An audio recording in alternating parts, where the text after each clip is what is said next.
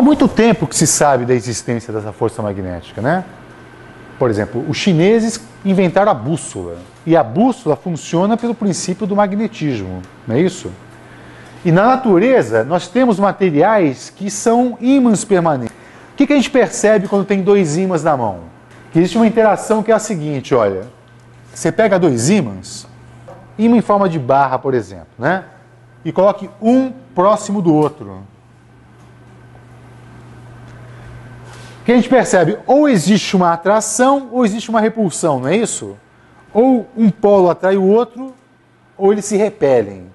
E exatamente por isso, por essa dupla característica, pode haver atração ou repulsão, é que a gente diz que o ímã tem dois polos. A gente dá nome, né? O ímã, ele tem polo norte e tem polo sul. Eu podia chamar de polo positivo, polo negativo. Eu tenho que distinguir um polo do outro, correto? Por quê? Porque tem dois polos. Então nós dizemos assim, vou chamar um polo de polo norte e o outro polo de polo sul. E a interação básica é assim. Quando os polos de mesmo nome estão próximos um do outro, esses ímãs se repelem. Eles vão trocar uma força de repulsão. Vão virar os dois ímãs, girar eles de 180 graus. Então agora que nós temos assim o ímã assim, com a seguinte configuração, né? Um polo sul aqui, um polo norte aqui, um polo sul e um polo norte. E agora, como é que é a força que eles trocam? De novo, de repulsão. Polos de mesmo nome próximos se repelem. Então haverá aqui uma repulsão entre esses corpos.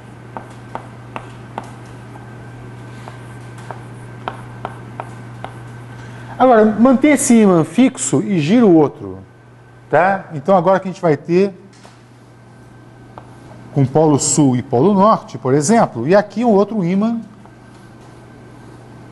com polo norte.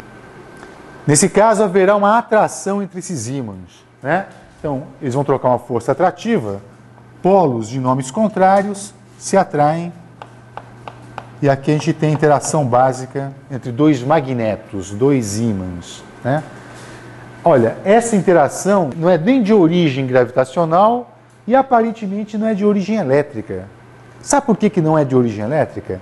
Porque se eu pego um ímã, por exemplo, pega aqui o ímã, um ímã qualquer, polo norte e polo sul. Se eu pegar uma barra eletrizada, lembra que se você atritar uma barra ela eletriza, o pente eletrizado? Se eu pegar um corpo eletrizado, simplesmente colocar ele próximo do ímã, parado, ele parado em relação ao ímã, não acontece nada. Então isso aqui é diferente do caso da interação elétrica. Né? Podia esperar ali uma interação entre corpos carregados e ímãs, mas se eles estiverem parados um em relação ao outro, não acontece absolutamente nada, não tem força. Então, aparentemente, essa interação tem uma outra origem, e a gente quer entender qual a origem do magnetismo, qual a origem dessa interação. Uma pergunta que se faz é a seguinte: o que acontece se eu pegar esse ímã e cortá-lo ao meio? Será que eu consigo separar os polos? Né? Então eu pego aqui o ímã, em forma de barra, eu passo a ter dois ímãs. Então a gente não consegue separar os polos. Então ele rompeu aqui o ímã, por exemplo, e obteve dois pedacinhos, não separa os polos, né? O que se obtém são dois novos ímãs. Mas esses dois novos ímãs, depois que você quebrou naquela posição, eles tentam voltar ao que eram. Eles tentam voltar a ser o ímã original. Vocês saberiam me dizer, então, que polos são esses que estão aqui? Este polo, tudo leva a crer que seja o polo norte. Este polo e este são iguais. Portanto, aqui eu tenho um polo sul, aqui um polo norte. Eles tentam voltar ao que era. Entendeu? Vamos quebrar mais ainda. Vou quebrar de novo, né? Eu não estou contente com isso.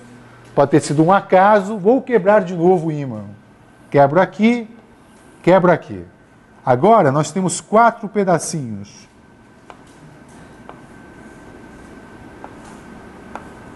Só que, como era de se esperar, esses 4 pedacinhos são 4 novos ímãs. De novo, eu vou ter ímã norte, sul, ímã norte, sul, norte, sul, norte, sul. 4 ímãs. Não estou satisfeito ainda, vou continuar quebrando. Vou continuar quebrando. A pergunta é, até onde eu vou? Não existe um limite para isso? Quer dizer, qual o menor ímã que a gente tem na natureza, então? O elétron. O elétron, ele tem uma propriedade chamada de spin. Já ouviu falar nisso ou não? O elétron, ele algo assim parecido com rotação intrínseca. Ele é um bicho que gira em torno de si mesmo. Mais ou menos. Não é bem isso. Essa não é toda a verdade. Mas, por enquanto, basta. Ele é um bicho que gira em torno de si mesmo. E essa rotação que ele tem em torno de si mesmo, esse spin, é o menor magneto da natureza. Bom, não só o elétron, átomos também se comportam como ímãs, né? Alguns átomos, ferro, cobalto, ele tem um magnetismo próprio ali. Então, esse limite aqui, ele tem um limite. O limite é o átomo, ou o elétron, como ele falou. Então, o menor ímã é um átomo, ou menor ainda do que o átomo, um elétron. O próton também é um ímãzinho, é um magneto, né? É claro que, veja, essas propriedades são conhecidas há milênios. O que eu estou dizendo, o átomo é menor ímã, isso é uma coisa muito mais recente. Isso é século XX, tá? Então, muito antes de saber dessa história, já conhecia muitas propriedades dos ímãs, né?